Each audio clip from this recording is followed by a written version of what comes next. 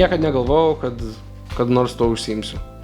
Tikrai ne apie tai niekad negalvojau, kol tiesiog tai neįvyko. Žmonės labai mėgsta pabrėžti pyktį, kad iš pykčio kažką padarė.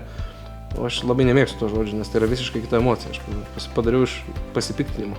Pasipiktinau, kad yra bloga, prasta kokybė daiktų, kuriuos pirkau.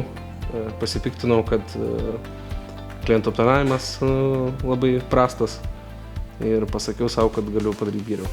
Pirmas dalykas, ką padariau, tai tiesiog įsijungiau Google, suradau siuvimo kursus, vienojų siuvimo kursus. Pramokęs geriau siūti savo darbų nuotraukas, pradėjau siūsti į siuvyklas Jungtinėse valstijose ir prašyti pameistrystės. Tiesiog, priimkit, aš dirbsiu pas jūs nemokamai, jūs mane išmokykit dalykų. Ir tokiu būdu atsiradau Baltimorėje.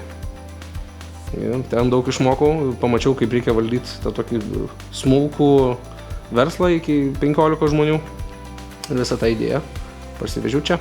Grįžęs į Lietuvą toliau tęsiau veiklą, siuvau, mokiaus, pirkau įrangą, supratau, kad reikia daugiau tos įrangos, daugiau vietos. Ir tikrai atsitiktinumo dėka sutikau seną draugą, kuris man papasakojo apie finansavimo projektą, kurį vykdo užimtumo tarnyba. Ir buvo paskutiniai metai, kada galėjau aplikuoti. Ir tiesiog pabandžiau, parašiau ir pavyko. Ir tas projektas buvo turbūt tas paskutinis taškas šitam būt tame lape, kuriame buvau, kad verst naują lapą, kad šią veiklą jau daryti nebe hobio lygmenyje, o daryti iš to verslą. Mėgstu sakyti, kad nieko nėra nemokamo, viskas turi savo kainą, reikalavimai, yra atsakomybė.